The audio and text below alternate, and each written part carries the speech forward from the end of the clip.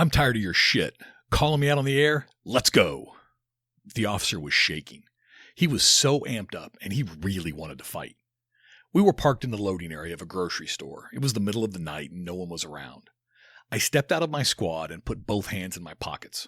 I wasn't mad, more like annoyed, and the officer didn't scare me, even though he was really pissed. The way I see it, you can take a swing at me and this gets ugly, or you can calm down and stop acting like a 5-year-old. You were bagging the call, you know it, I know it, and so does everyone else. I don't know what's gotten up your ass the last couple of months, but we have all had enough of your little games. Look at this as a friendly intervention, because in a couple of days, the Sarge is going to pull you in and really chew your ass unless you make some changes right now. I'll help if you want. He paced back and forth for a few minutes and then finally calmed down. He never took that help, but he did start pulling his weight. That was the moment I realized I'd become an informal leader on the shift. It wasn't a job I sought, and nobody ever sat me down and told me how to do it. It just happened. And just like that, I was leader.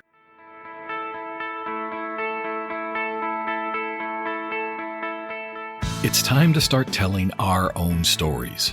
I'm Steve Kellums, and welcome to Blue Canary.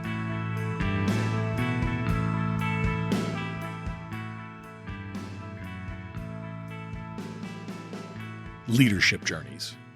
You're going to hear me talk a lot about leadership journeys this season. What do I mean by leadership journeys?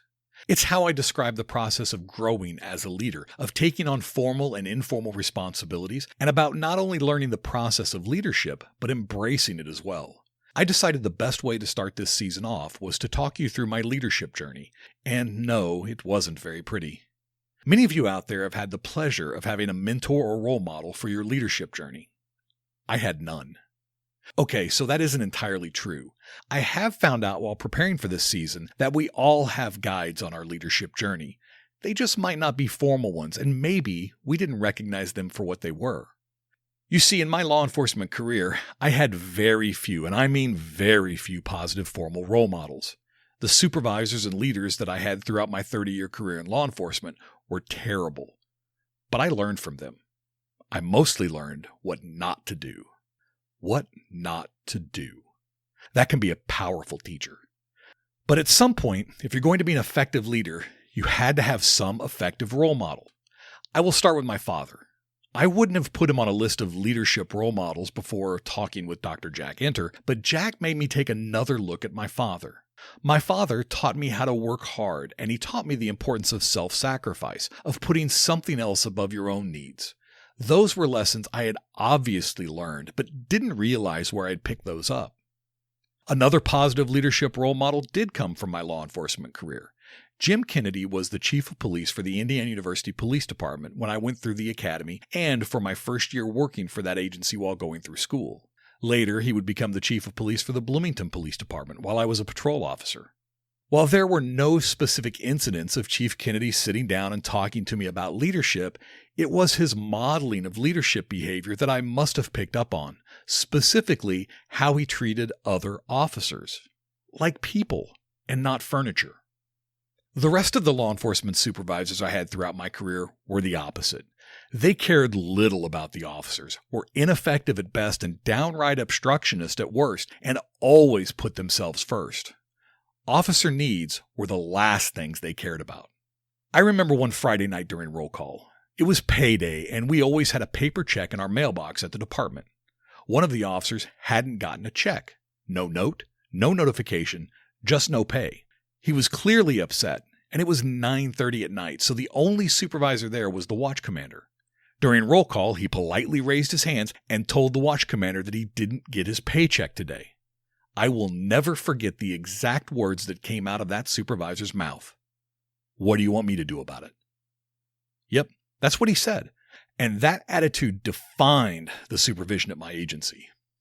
On another occasion, I'd found myself in a tight spot. An officer had used excessive force on a call, and it was really bothering me. I had separated the officer and the suspect at the time, but I hadn't officially reported the officer. A few days later, after thinking about it, I decided to report him. I spoke with the 2 night shift sergeants and told them the entire story. What did they do about it? Nothing. And a year later, when the lawsuits rolled in and another complaint of excessive use of force arose against the officer, Those two sergeants denied that our conversation had ever taken place. Those lessons were hard to forget, and I swore I would never lead like that. As I described in the opening, my first forays into leadership were at the informal level. While I had been made a field training officer at my department and was responsible for the onboarding and training of brand new employees, that position wasn't looked at as a leadership position. It obviously was a leadership position, but my department didn't see it as such, and honestly, neither did I at the time. I hadn't learned those lessons yet. The long and seemingly endless days of training new employees slowly but surely started building leadership skills. Again, they happened intermittently and without much conscious thought. I didn't realize I had started my leadership journey until the confrontation I described in the opening. That really was a light bulb moment. As I got back into my squad and drove away onto the next call, I realized something important. I was the guy that was making things happen. Far more than the sergeants and the non-existent lieutenant, I was the one responsible for making the shift run smoothly, for making sure the jobs were getting done. There was a moment where I thought, I don't want this. Then I realized that nobody does. But if nobody does it, then it will all fall apart. This is where the lessons of hard work and self-sacrifice my father taught me kicked in. I also remember thinking, I'm not ready for this. That is a statement I tend to hear a lot from younger officers, and I always tell them the same thing. You never will be ready, so just do it. For the next several years, I became the informal shift leader. I kept things moving and quickly realized that the rest of the officers would always glance my way or hit me up for coffee and a chat before committing to something. During this time, I was tasked with rewriting our FTO program. That was an interesting challenge. During the process, I learned a lot about teaching and onboarding new employees. I also learned that our biggest problem had been the lack of supervision with the FTO program. So I took it over. Now I was formally responsible for the FTO program, but I didn't have any rank. Learning to lead up and get those formal leaders like sergeants and lieutenants to buy into what I was selling was a real eye-opener to leadership. As for the formal leadership process, well, no one can say I didn't try. The Legal Liability Risk Management Institute is the nation's largest provider of liability and risk management services in the United States. Our goal is to help reduce liability, reduce lawsuits, and enhance officer performance. Regardless of the size of your agency, we have a risk management solution. You may contact us at www.llrmi.com or call 317-386-8325. At my department, you had to hold the rank of senior police officer to take the promotion examination for sergeant. From the moment I was eligible, I took the sergeant's test. 7 times. That's right, I took the test 7 times and was passed over for promotion 11 times during the 5 years I was eligible. I found the test interesting and mostly useless. Although, to be fair, the real useless part of it was that the department would never tell you how you did on the exam. They would provide no feedback and offer no training. It was almost like they weren't looking for the best qualified. Sorry, sarcasm alert. I had gotten to the point that I was sure I would never be promoted. But I wasn't the type of person to let anyone tell me I couldn't do something I wanted to do, so I kept plugging away. One night, I showed up to work as usual. Roll call started, and the captain of operations walked into the roll call room. Now, there was only one reason why the captain would be at roll call at 9:30 at night. That's right. Someone was about to get their ass chewed. When roll call was over, the captain said, "Steve, I need to see you in my office."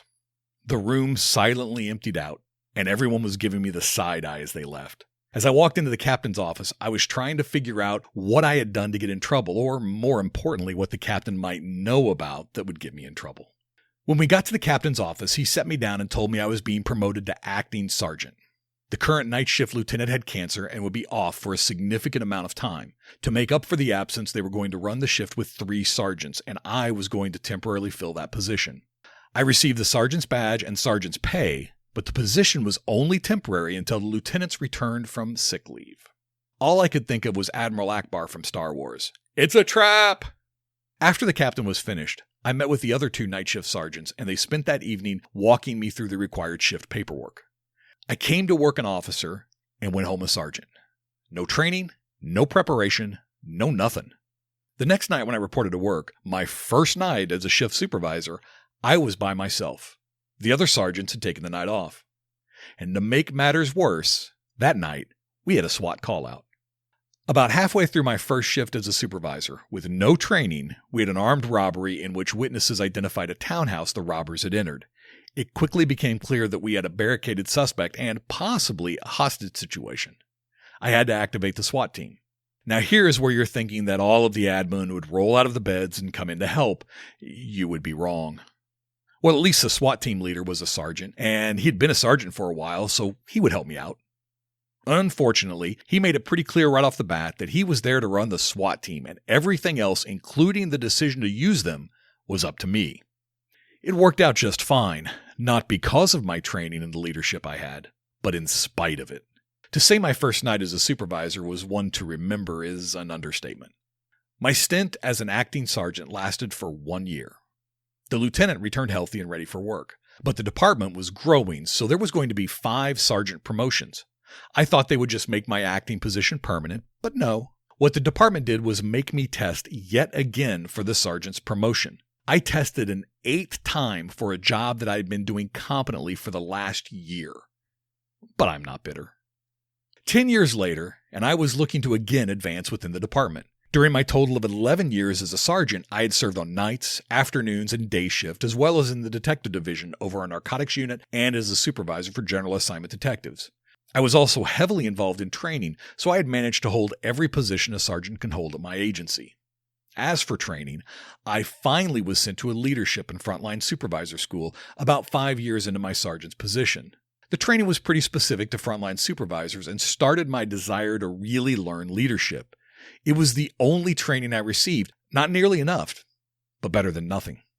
The sergeant's job was rewarding, and I was very happy in the detective division, but I wanted to be a lieutenant. I put in for the lieutenant's position at every opportunity.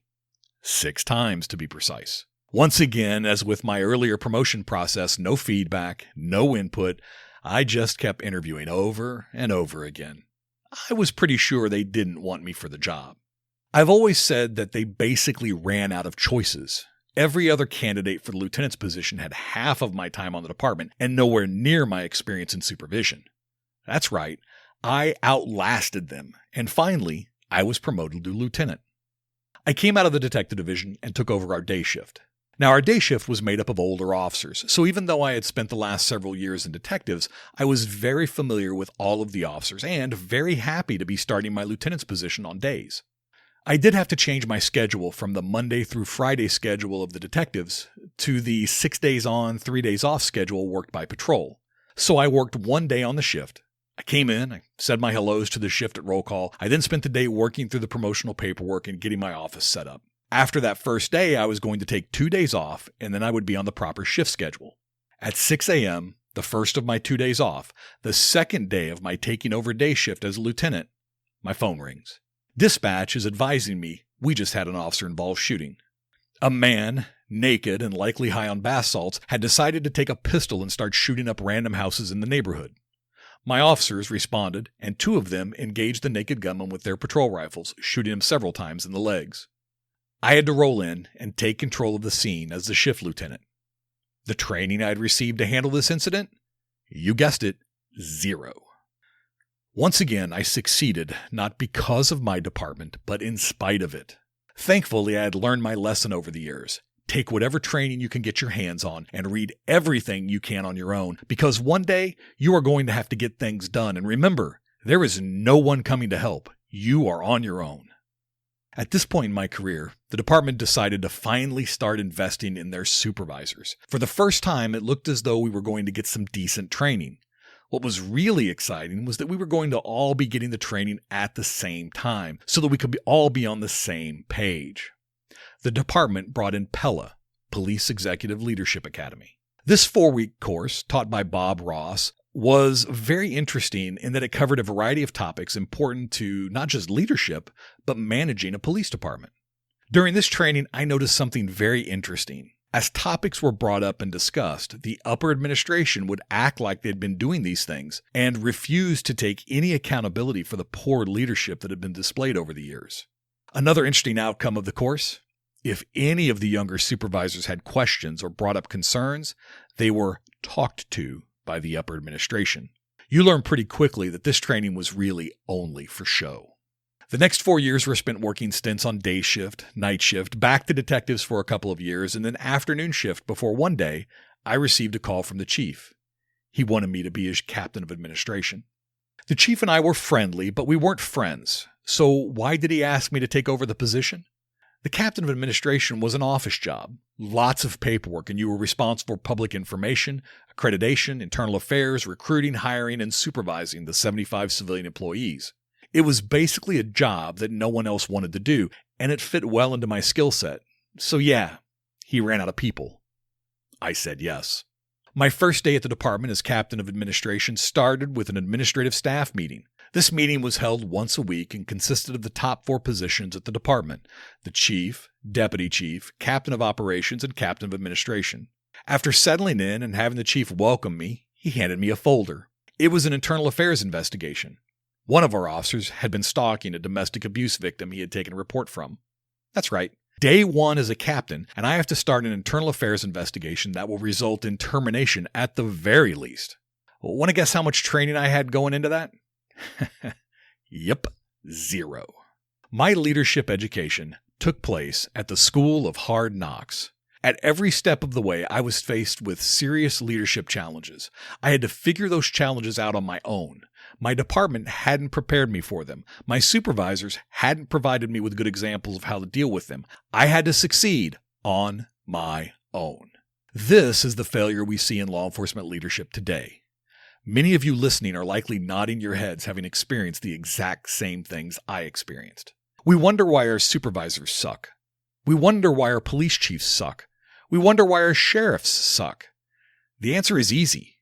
It's because they are simply responding the way we have trained them.